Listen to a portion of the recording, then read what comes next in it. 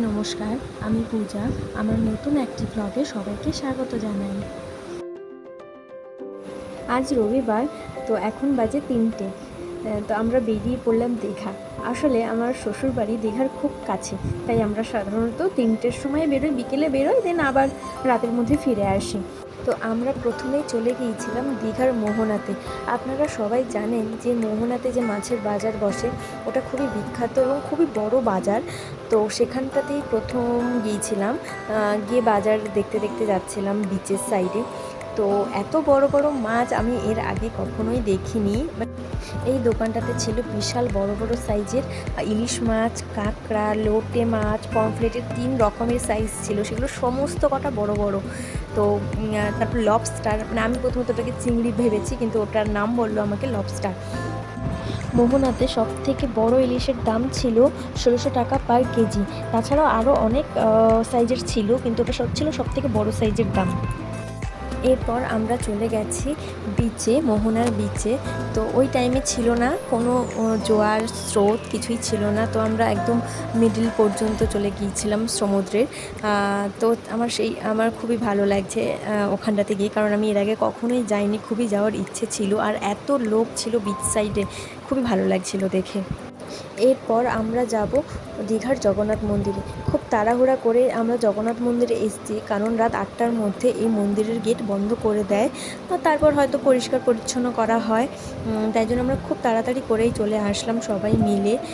তো তখনও পর্যন্ত প্রচুর মানুষজন ছিল। আর এত বড় জায়গা জুড়ে এই মন্দির, এই যে প্রথমে যে মন্দিরের মতো দেখছেন, অ্যাকচুয়ালি কিন্তু ওটা মন্দির নয়, মন্দির পিছনে ওটা হলো মেন মন্দির। আর এটা হলো কি প্রথম গেট। এরকম 3খানা গেট আছে, তারপরে গিয়ে মেন মন্দির। এখন আমরা প্রথম গেট দিয়ে ঢুকে পরের গেটের দিকে এগিয়ে যাব। আর তো দেখুন, আপনারাও সাথে থাকুন, আমাদের সাথে চলুন। ভেতরে গিয়ে আমাদের ভিডিও করতে দেয়নি, স্ট্রিক্টলি বারণ ছিল, ভেতরে ফোন অ্যালাউ ছিল না। তো তাই আমি আপনাদেরকে বাইরের থেকেই মন্দিরটা দেখাবার চেষ্টা করছি। তো এত সুন্দর মন্দির, এসে আমার খুবই ভালো লাগছিল। ঠাকুরকে দর্শন করাও তো ভাগ্যের ব্যাপার, বলুন, আমি আসতে পেরে খুবই খুশি।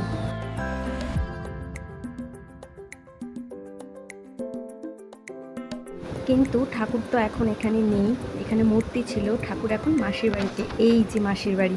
আমরা এরপর মাসির বাড়ি চলে এসেছি। তো সামনে দেখুন কে দেখতে এসেছে ঠাকুরকে। তো আমরা একদম লাস্ট মোমেন্টে গিয়েছিলাম, সেই মুহূর্তেই গেট বন্ধ করা হচ্ছে। তো খুব ভালো লাগছিল এই দৃশ্যটা দেখে। এই ঠাকুর যে দেখছেন, এটাই ছিল আসল ঠাকুর। আর মন্দিরে যে ঠাকুর ছিল, সেই ঠাকুরটা ছিল ঠাকুরের মূর্তি। অসাধারণ দেখতে ছিল মূর্তিগুলো। তারপর আমরা জগন্নাথের মাসির বাড়ির আশেপাশে ঘুরছিলাম, কারণ ওখানে মেলা বসেছিল। আর তার মধ্যেই এনার সাথে দেখা হয়ে গেল। তো আমি একটু কোলে নিয়েছিলাম, কারণ আমার এদেরকে খুবই ভালো লাগে, আমি এদের প্রতি খুবই দুর্বল। তো আমি না কোলে নিয়ে থাকতে পারছিলাম না। তো আবার দেখা হয়ে গিয়েছিল, খুব ভয় পাচ্ছিল, যেহেতু নতুন মানুষ তো তাই। এখন আমরা একটু সমুদ্রের জলে পা ভেজাবো বলে নিচে নেমে এসেছি। আমি আর আমার বাবা সবাই মিলে এসেছিলাম। তো এই যে সমুদ্রের জল এসে পা ভিজিয়ে গেল। চলো বাড়ি যাই, আবার দেখা হবে পরের একটি ব্লগে।